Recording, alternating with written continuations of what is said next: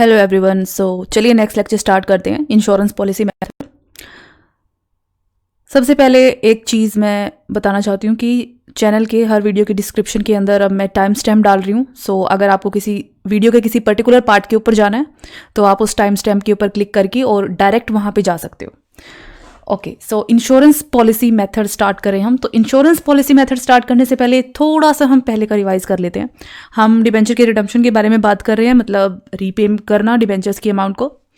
Now सबसे पहले हमने देखा था कि हम रिडम्पशन रिजर्व बनाते हैं और कुछ 15% जितने भी रिडम्पशन करनी है हमें, जितने की रिडम्पशन करनी है उसको हम इन्वेस्ट कर देते हैं, इन्वेस्टमेंट को सेल करते हैं और डिबेंचर रिडम्पशन रिजर्व और उस अमाउंट से हम डिबेंचर्स को रिडीम कर देते हैं।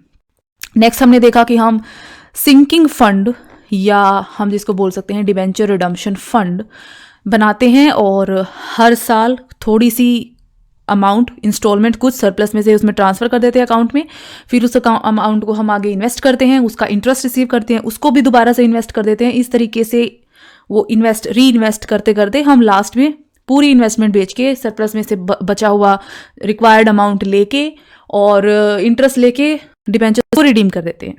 ओके, और डिबेंचर रिडम्पशन रिजर्व और डिबेंचर रिडम्पशन फंड में डिफरेंस यही है कि debenture redemption fund fund word हम तब यूज़ करते हैं जब हम जो भी पैसा हम सरप्लस अकाउंट से निकाल रहे हैं इस पर्टिकुलर रिडम्पशन के लिए, उसको हम अपनी फर्म से बाहर कहीं इन्वेस्ट कर रहे हैं, इसलिए हम फंड का यूज़ कर लेते हैं। अब जो नेक्स्ट टॉपिक हम पढ़ रहे हैं वो है इंश्योरेंस पॉलिसी मेथड। तो insurance policy method sinking fund method से रिलेटेड है। सिंकिंग फंड मेथड में हम क्या करते हैं, थोड़ा सा अमाउंट सरप्लस से लेते हैं, पहले कैलकुलेट कर लेते हैं कितने की जरूरत पड़ेगी, कितना मैं इन्वेस्ट करूं कि मुझे आखिर में उतना पैसा मेरे पास कलेक्ट हो जाए कि मैं डिबेंचर्स को रिडीम कर सकूं, राइट। सिंकिंग फंड में हम वो पैसा डालते हैं, इन्वेस्ट करते हैं, डिबेंचर्स को रिडीम करते हैं। इंश्योरेंस पॉलिसी मेथड में हम सेम चीज़ करते हैं, सिंकिंग फंड बनाते हैं, हर साल पैसा सरप्लस में से ट्रांसफर करते हैं। डिफरेंस क्या है कि सिंकिंग फंड में हम किसी सिक्योरिटी में, मार्केटेबल सिक्योरिटीज़ के अंदर पैसे को इन्वेस्ट करते हैं, लेकिन इंश्योरेंस पॉलिसी मेथड में हम क्या करते हैं, जो पैसा हम सिंकिंग फंड के अंदर कलेक्ट कर रहे हैं, डाल रहे हैं, उस पैसे को हम एक इंश्योरेंस कोई पॉलिसी खरीदते हैं और उसका प्रीमियम पे करने के लिए यूज़ करते हैं। आप एक तरह से अपने आप को, अपने डिबेंचर्स को रिडीम करने के लिए एक पॉलिसी खरीद रहे हो और हर साल उसका प्रीमियम पे कर रहे हो। प्रीमियम का पैसा सिंकिंग फंड में से जा रहा है और लास्ट में आप उस पॉलिसी को बेच दोगे और पैसा कलेक्ट कर लोगे और डिबेंचर्स को रिडीम कर दोगे। अब सिंकिंग फंड मेथड में हम इन्वेस्टमेंट करते थे, इन्वेस्टमेंट मार्केटेबल सिक्योरिटीज में। यहां हम क्या कर रहे हैं, पैसा कोई इंश्योरेंस पॉलिसी खरीदने के लिए कर रहे हैं, उसका प्रीमियम पे करने के लिए कर रहे हैं, ठीक है। इसमें हम हर साल सरप्लस में से सिंकिंग फंड में पैसा डालेंगे, उस पैसे को इस इंश्योरेंस पॉलिसी का प्रीमियम पे करने के लिए यूज करेंगे, आखिर में हम इंश्योरेंस पॉलिसी को बेच देंगे और उससे पैसा लेके डिबेंचर्स को रिडीम कर देंगे। यहाँ हमारे पास कंपनी के पास एक प्लस पॉइंट ये होता है कि इंश्योरेंस पॉलिसी में लॉस का खतरा खत्म हो जाता है, क्योंकि इंश्योरेंस पॉलिसी है। इसमें मतलब मार्केटेबल सिक्योरिटीज हो सकता है आप जितने की आपने खरीदी है उससे कम की आप बेच पाओ, आप उतने की ना बेच पाओ, इस लॉस का खतरा रहता है। पर इंश्योरेंस पॉलिसी में वो खतरा हट जाता है, तो यहाँ पे लॉस वाला पॉइंट जो है वो नहीं रहता। तो इंश्योरेंस पॉलिसी का एक फायदा है। बाकी सब कुछ वही होता है जो हम सिंकिंग फंड मेथड में करते हैं। बिल्कुल एक डिफरेंस और होता है, क्योंकि मार्केटेबल सिक्योरिटीज में जब आप इन्वेस्ट करते हो तो आपको सामने से इंटरेस्ट मिलता है, इंश्योरेंस पॉलिसी में आपको इंटरेस्ट नहीं मिलता। ऑब्वियसली इंश्योरेंस पॉलिसी में हम प्रीमियम पे करते हैं बट हमें इंटरेस्ट नहीं मिलता है। इंटरेस्ट वाला पॉइंट यहाँ से हट जाएगा। बाकी सारी अकाउंटिंग ट्रीटमेंट, बाकी सब कुछ आपका वैसे ही चलेगा जैसे हम सिंकिंग फंड मेथड या डिबेंचर रिडम्पशन फंड मेथड में करते हैं। अब अकाउंट कौन सा खोला जाएगा, सरप्लस अकाउंट से आप पैसा ट्रांसफर करोगे, बट कौन से अकाउंट के अंदर ट्रांसफर करोगे, और आप जब इन्वेस्ट करोगे तो कौन से अकाउंट को आप डेबिट या क्रेडिट करोगे।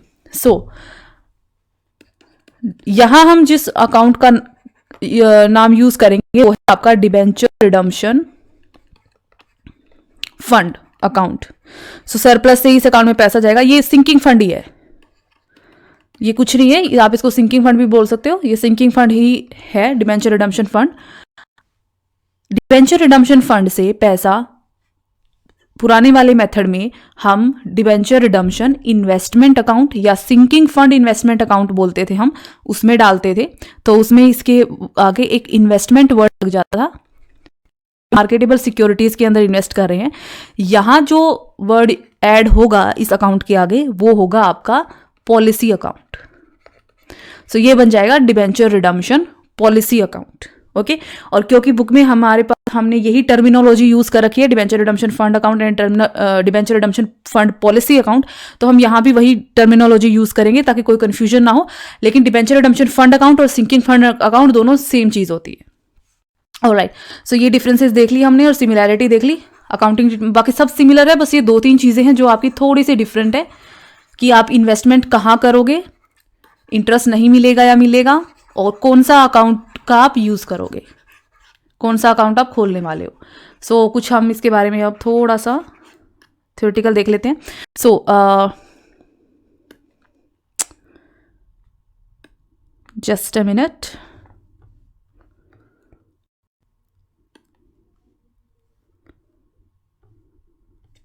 ओके, फर्स्ट पॉइंट क्या बोल रहा है ये कि amount of annual contribution to the sinking fund is utilize for paying premium. Pay करते हो आप इंश्योरेंस पॉलिसी का, उसको कहीं बाहर सिक्योरिटीज में इन्वेस्ट करने की बजाय, देन ये आपको कोई भी लॉस की पॉसिबिलिटी है उसको जो है ख़त्म कर देते, क्योंकि आप एक इंश्योरेंस पॉलिसी ने खरीदी आपने, तो लॉस नहीं होता है इन्वेस्टमेंट को बेच के। यहाँ पे इंश्योरेंस पॉलिसी को बेच के आपको लॉस नहीं होगा। Debenture redemption fund policy account हम यहाँ पे खोल लेंगे, तो ये कुछ डिफरेंस है और इंटरेस्ट आपको नहीं मिलता है इस पे। नाउ जनरल एंट्रीज के ऊपर आ जाते हैं, मेन चीज़ जो अब हमारी स्टार्ट हो रही है। सो जनरल एंट्रीज आपकी जो सिंकिंग फंड मेथड के वक्त हमने की वैसी ही हैं, बस कुछ पॉइंट्स का डिफरेंस है, तो वो देख लेते हैं अभी हम। सबसे पहले हम स्टार्ट करते हैं प्रीमियम के पेमेंट से। तो इंश्योरेंस पॉलिसी जो आप ले रहे हो उसका प्रीमियम हम हर साल की शुरुआत में पे करते हैं, और इंश्योरेंस पॉलिसी का प्रीमियम पे करने की जनरल एंट्री आपकी बनती है, वो बनती है debenture redemption fund policy account debit to bank account. आपको याद हो जब आप सिंकिंग फंड मेथड कर रहे थे, सो सबसे पहले हम क्या करते थे, जो हमारा पूरा प्रोसीजर रहता था, सबसे पहले हम सरप्लस अकाउंट से पैसा सिंकिंग फंड अकाउंट में ट्रांसफर करते थे साल के आखिर में। उसके बाद हम उस सिंकिंग फंड के पैसे को इन्वेस्ट करते थे, तो आपकी जो एंट्री बनती थी sinking fund investment account debit to bank account, right. फिर हम उस पर इंटरेस्ट रिसीव करते थे, इंटरेस्ट को हम सिंकिंग फंड अकाउंट में ट्रांसफर करते थे, फिर से सरप्लस से वहाँ पैसा डालते थे और फिर से उसको इन्वेस्ट करते थे। यहाँ पे डिफरेंस ये है कि यहाँ पे जो हम प्रीमियम पे कर रहे हैं वो हम साल के शुरू में पे करते हैं, ना कि एंड में। सो जो आप सरप्लस अकाउंट से फंड जो भी आप पैसा है जो डिबेंचर रिडम्पशन फंड अकाउंट में डालोगे, उस पहले आपको प्रीमियम पे करना है, और उसके बाद साल के आखिर में आप सरप्लस अकाउंट से पैसा निकाल के डिबेंचर रिडम्पशन फंड में डालोगे। सो थोड़ा सा प्रोसीजर का फर्क है। सिंकिंग फंड में हम क्या करते थे, पहले सरप्लस अकाउंट से पैसा जाता था सिंकिंग फंड में, ये होता था invest, so sinking fund investment account debit to bank account. Then आप इंटरेस्ट रिसीव करते थे, इसको सिंकिंग फंड में डालते थे, फिर आप सरप्लस अकाउंट से पैसा डालते थे, ये कुछ प्रोसीजर होता था। यहाँ हमें क्या करना है, हमें सबसे पहले प्रीमियम पे करना है, so debenture redemption fund policy account, then हम सरप्लस अकाउंट से पैसा डिबेंचर रिडम्पशन फंड अकाउंट में डालेंगे। ओके, फिर हम यही प्रोसीजर हम सारा का सारा फॉलो करेंगे लास्ट ईयर तक। लास्ट ईयर में हम क्या करेंगे, इस पॉलिसी को बेचेंगे तो हमारे पास पैसा आएगा। ओके, एंड देन जो भी अगर प्रॉफिट या लॉस होगा तो हम उसे डिबेंचर रिडम्पशन फंड में ट्रांसफर करेंगे। तो ये कुछ प्रोसीजर में थोड़ा सा डिफरेंस है। सो सबसे पहले एंट्री हमारी बनेगी जब हमें इंश्योरेंस प्रीमियम पे करना है at the beginning of the year. Journal entry हमारी रहेगी debenture redemption fund policy account debit to bank account. Second entry हमारी होगी इसी साल के एंड में, सरप्लस से हम पैसा ट्रांसफर करेंगे डिबेंचर रिडम्पशन फंड अकाउंट में, जिसकी एंट्री बनेगी आपकी surplus account debit to debenture redemption fund account. ये है जैसे हम सिंकिंग फंड में ट्रांसफर करते थे, तो surplus to sinking fund account. Sinking fund account को भी आप डिबेंचर रिडम्पशन फंड अकाउंट लिख सकते हो। नाउ लास्ट ईयर में हमें क्या करना है, लास्ट ईयर में हम पॉलिसी को बेचेंगे।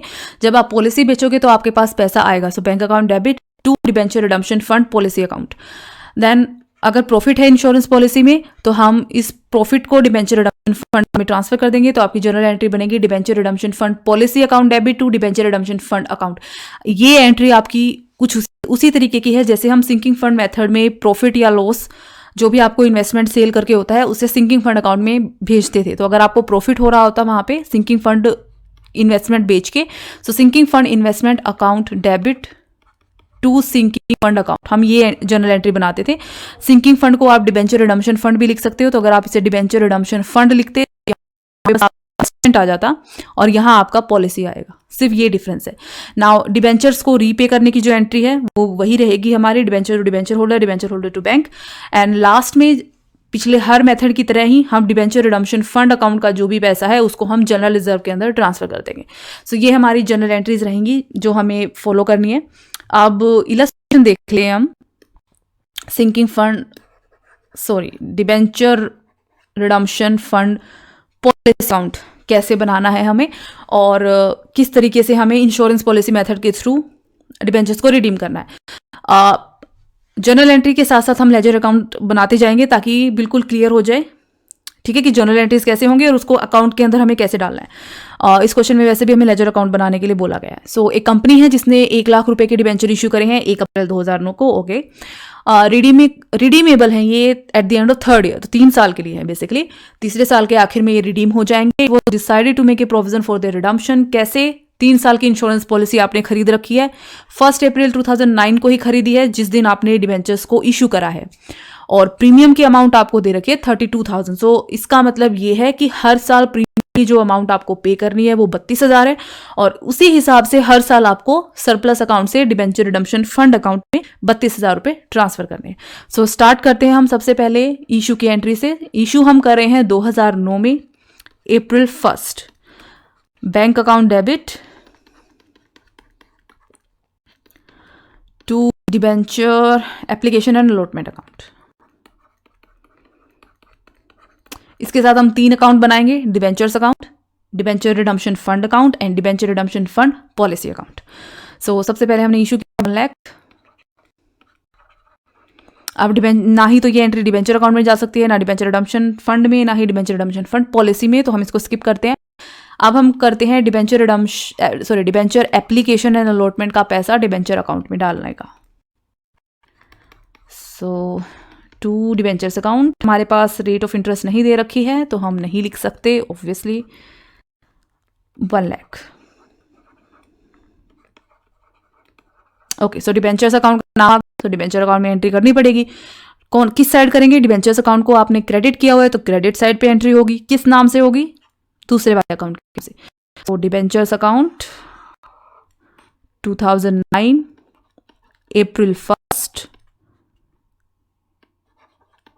Bye debenture application and allotment account 1 lakh. कुछ ऐसा हमें रिलेटेड हो जाए, सो साल का एंड कर देते हैं हम, क्लोजिंग एंट्री डाल देते हैं March 31st to balance CD 1 lakh. Okay, now April 1st 2009 को हमने पॉलिसी खरीदी है और हमें इसका प्रीमियम पे करना है at the beginning of the year. अगर आपने 2009 में पॉलिसी खरीदी है सो आपको बिगिनिंग में इसका प्रीमियम पे करना पड़ेगा, और बिगिनिंग है April 1st 2009, तो हमें सबसे पहले प्रीमियम पे करना है। सो April 1st प्रीमियम पे करने की एंट्री थी हमारी debenture redemption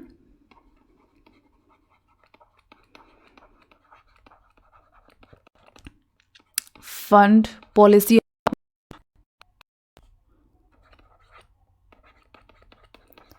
debit to bank account, और कितना प्रीमियम 30,000। सो 30,000 रुपीज का हमने प्रीमियम पे कर दिया।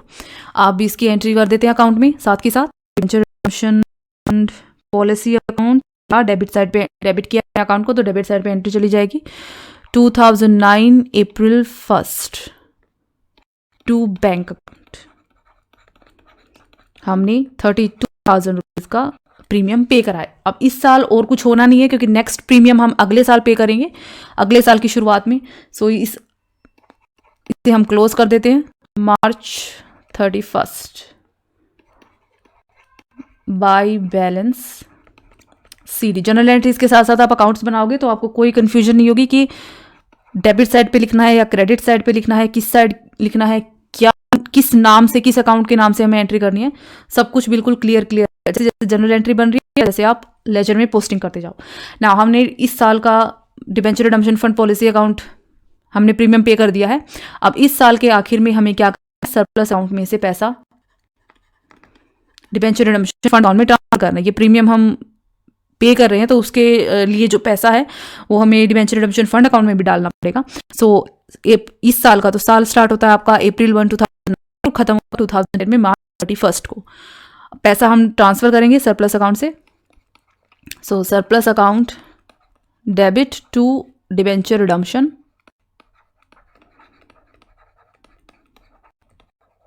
Fund account. ओके, 2000 जितने का प्रीमियम पे कर रहे हैं बिल्कुल एग्जैक्ट वही अमाउंट हमें डालनी है।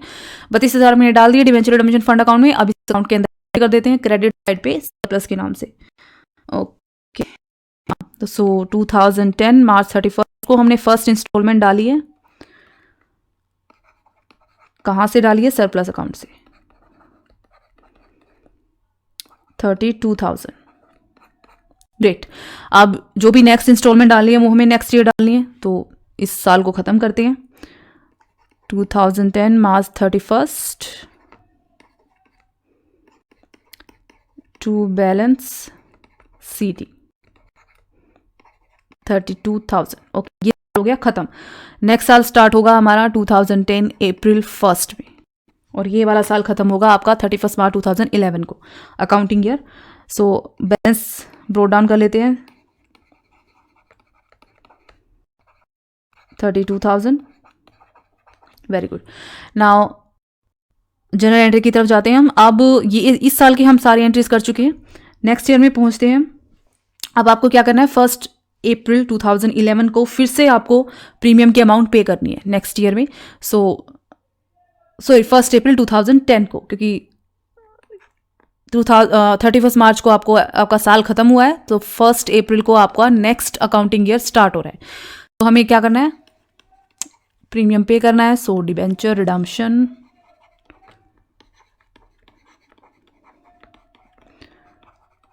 Fund policy account debit to bank account. पैसा गया हमारे पास से, कितना गया? 32,000। ओके, सो पॉलिसी अकाउंट के अंदर हमें भी पॉलिसी। सो 2010 April 1 डेबिट साइड पे क्यों नहीं है? क्योंकि जनरल एंट्री देख लेते हैं। Debenture redemption fund policy account to bank account, debit किया है हमने अकाउंट को, तो डेबिट साइड पे ही एंट्री होगी। Okay, to bank account, but उससे पहले इस बैलेंस को ब्रोड डाउन करना पड़ेगा। So to balance PD 32,000 rupees. Now April 1 को ही, क्योंकि बिगिनिंग ऑफ द ईयर हम प्रीमियम पे करते हैं। So to bank account 32,000। इस साल का प्रीमियम हो गया पे, तो इसको बैलेंस कर देते हैं फिर हम। सो 2011 March 31 को ये ईयर ख़त्म होगा बाय बैलेंस CD कितना? 64,000। ग्रेट। अब चलते हैं आगे। सो हमने इस साल का प्रीमियम पे कर दिया। अब हमें इस साल मीन्स इट्स अकाउंटिंग ईयर में के एंड में सरप्लस अकाउंट से पैसा भी ट्रांसफर करना है। So surplus account debit to debenture redemption fund account 32,000। Okay, so debenture redemption fund account में हमने पैसा ट्रांसफर कर दिया, तो इसकी एंट्री कर देते हैं हम अकाउंट के अंदर क्रेडिट साइड पे। ये रहा हमारा डिबेंचर रिडम्पशन फंड अकाउंट। ब्रोड हम कर चुके हैं ऑलरेडी बैलेंस को। So 2011 March 31 by surplus account 32,000। Balance आ गया 64। क्लोज करते हैं 2011 मार्च 31st,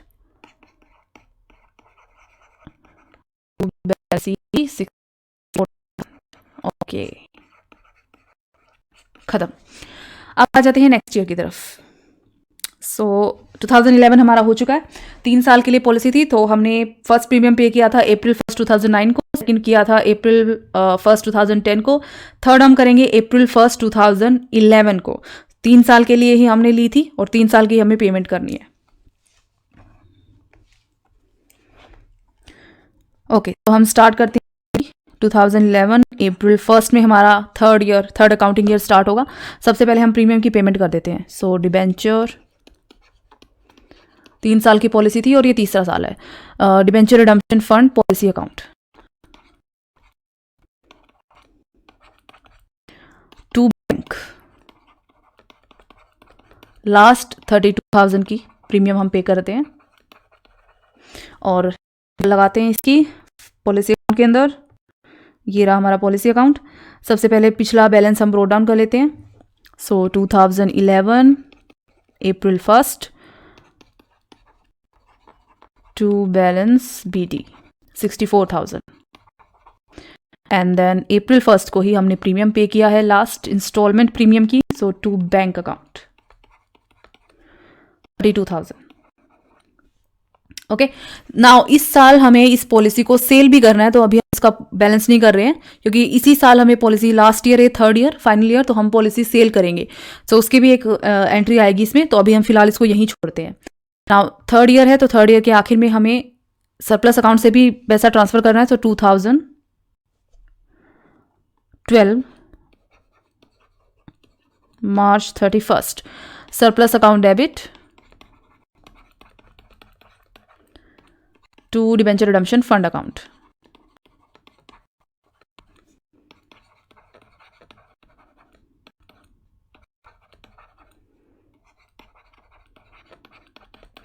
$32,000।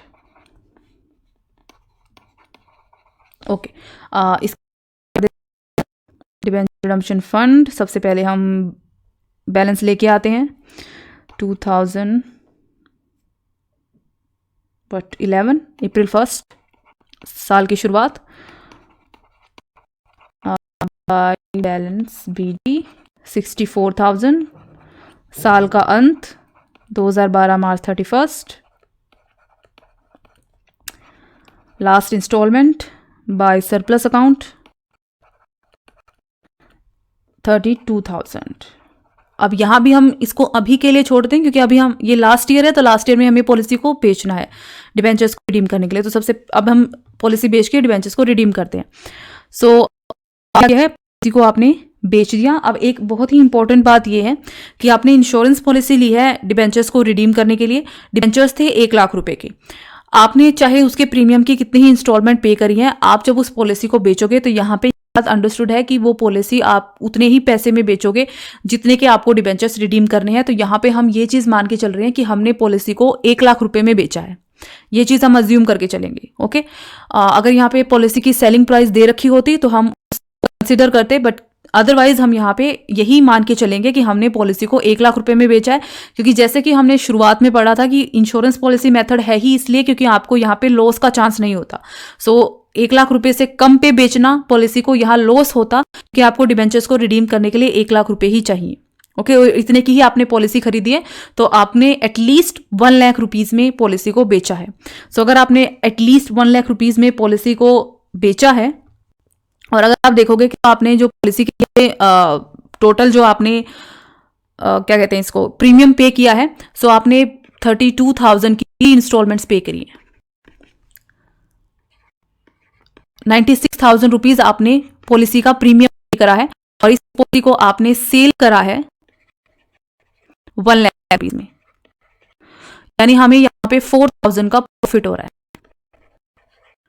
और जब भी आपको पॉलिसी को सेल करके प्रॉफिट होता है तो हम उसको डिबेंचर रिडम्पशन फंड अकाउंट के अंदर ट्रांसफर कर देते हैं, जिसकी जनरल एंट्री बनती है आपकी debenture redemption fund policy account debit to debenture redemption fund account. So हम वही जनरल एंट्री बनाएंगे। अब ये बात मैं दोबारा से बता देती हूँ कि अगर क्योंकि क्वेश्चन में हमें सेलिंग प्राइस नहीं दिया हुआ है, तो हम ये अंडरस्टूड है कि जितने का आपको डिबेंचर रिडीम करने हैं उतने की आपने पॉलिसी ली है, उतने की एटलीस्ट आपने पॉलिसी सेल करी है। क्योंकि हमें इंश्योरेंस पॉलिसी मेथड में शुरू में ही बताया गया है कि ये होता ही इसलिए है क्योंकि ताकि आपको लॉस का चांस ना रहे। तो हमें अगर 1 लाख से कम में बेचते तो ये हमारे लिए लॉस होता। सो हमने 1 लाख रुपए में बेची है पॉलिसी और 4,000 का हमें यहाँ पे प्रॉफिट हो रहा है क्योंकि हमने पॉलिसी के लिए 96,000 इन टोटल प्रीमियम पे किया है। सो हमने लास्ट ईयर पॉलिसी बेची है 2012 31 मार्च को हमने पॉलिसी बेची है, लास्ट डे पे मार्च 31। पॉलिसी जब आपने सेल किया तो आपके पास पैसा आया। So bank account debit to debenture redemption,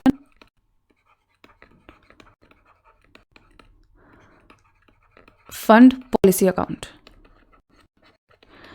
1 lakh rupees की हमने टोटल पॉलिसी बेची है। ऑलराइट, इसे अगर मैं अकाउंट में डालूंगी तो debenture redemption fund policy account की क्रेडिट साइड पे एंट्री है। Okay, where is that account? ये रहा। यहाँ पे हमारी एंट्री 2012 इस ईयर के एंड पे मार्च 31 को हमने पॉलिसी बेच दी बाय बैंक 1 लाख रुपीस की। ओके, नाउ किसी को बेच के जो है प्रॉफिट, इस प्रॉफिट को हमें ट्रांसफर करना पड़ेगा। प्रॉफिट ट्रांसफर होगा आपका उसी दिन। So debenture redemption fund policy account debit to debenture redemption account 4,000 का हमें प्रॉफिट हो रहा है यहाँ पे। अब ये जो एंट्री है इससे क्या होगा कि हम debenture redemption fund policy account के डेबिट साइड पे 4,000 की एंट्री डालेंगे और डिबेंचर फंड अकाउंट के क्रेडिट साइड पे 4,000 की एंट्री डालेंगे। तो सबसे पहले हम डिबेंचर रिडम्पशन फंड अकाउंट को ही देख लेते हैं। तो ये डिबेंचर रिडम्पशन फंड अकाउंट 2012 मार्च 31 यहाँ पे एंट्री हो जाएगी हमारी by debenture redemption fund policy account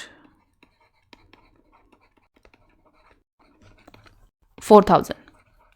in तीनों को जब आप टोटल करोगे तो ये आया आपका 1 लाख। सो डिबेंचर रिडम्पशन फंड अकाउंट का बैलेंस आपका 1 लाख ही होना चाहिए था क्योंकि आपको 1 लाख रुपए के ही डिबेंचर्स रिडीम करने थे और इतने का ही यही बैलेंस आपको कहाँ ट्रांसफर करना है? डिबेंचर रिडम्पशन फंड अकाउंट का बैलेंस हम ट्रांसफर करते हैं जनरल रिजर्व में। सो 2012 साल के आखिर में हमने इस बैलेंस को ट्रांसफर कर दिया जनरल रिजर्व अकाउंट में।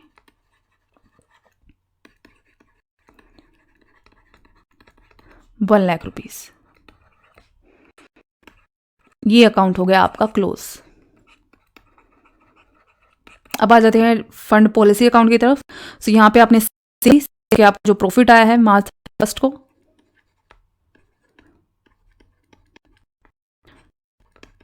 Debenture redemption fund account 4,000 rupees का। इस अकाउंट का बैलेंस हम कहीं ट्रांसफर नहीं करते। इस अकाउंट का बैलेंस आपका टोटल इक्वल। तो ये हो गया 1 लाख और ये हो गया 1 लाख। तो दोनों हमारे अकाउंट बिल्कुल। डिबेंचर अकाउंट की तरफ वापस आ जाते हैं। तो हमने इसमें इशू की एंट्री डाली थी। अब इसका करना क्या है कि लास्ट में जब हम डिबेंचर्स को रिडीम करेंगे, जब मैं यहाँ पे रिडम्पशन की एंट्री डालूंगी मार्च 31 को ही आपका डिबेंचर रिडीम होगा 2012 में। सो उसकी एंट्री बनती है हमारी debenture account debit to debenture holder account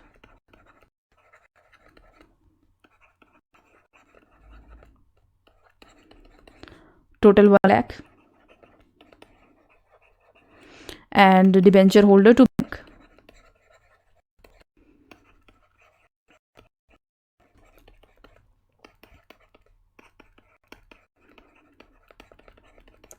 $1 lakh और एक last entry debenture redemption fund account का पैसा हम जनरल रिजर्व में ट्रांसफर कर देंगे to general reserve account 1 lakh. सारी जनरल एंट्री हमारी कंप्लीट होगी। तो ये वाली जो एंट्री हमने की है डिबेंचर्स को पे करने की, सो यहाँ से हम डिबेंचर्स अकाउंट में से पैसा डिबेंचर होल्डर अकाउंट में डालेंगे। सो ये एंट्री से डिबेंचर अकाउंट में और कुछ नहीं हो रहा है, सिर्फ हमें बैलेंस को ब्रॉट फॉरवर्ड करना है और ब्रॉट डाउन करना है और कैरी फॉरवर्ड करना है। सो 2010 को हो गया। अब 2010 अप्रैल 1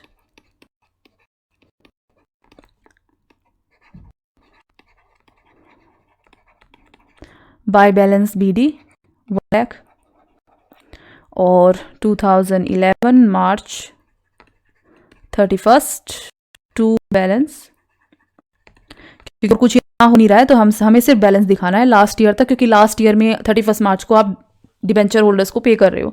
सो 2011 अप्रैल 1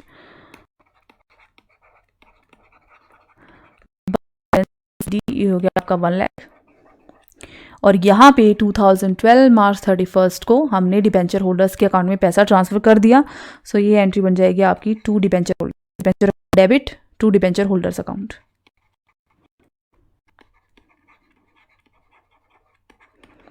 1 लाख, और ये अकाउंट भी हमारा हो गया क्लोज।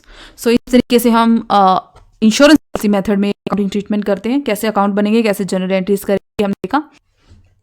ओके, सो इस लेक्चर के साथ हमारा जो फर्स्ट मेथड है, method of redemption of debenture का, is lump sum payment at the end of fix period, वो यहाँ पे बिल्कुल हमारा कंप्लीट हो चुका है। नेक्स्ट मेथड हमारा हम स्टार्ट करेंगे अगले लेक्चर में, जो कि होगा आपका redemption of debenture in installment by draw floats. तो यहाँ हमने लमसम पेमेंट करी है, एंड में डिबेंचर्स को रिडीम किया है। उस मेथड में हम हर साल कुछ कुछ अमाउंट डिबेंचर्स की रिडीम करते जाएंगे। सो अब मिलते हैं नेक्स्ट लेक्चर में। Thank you so much.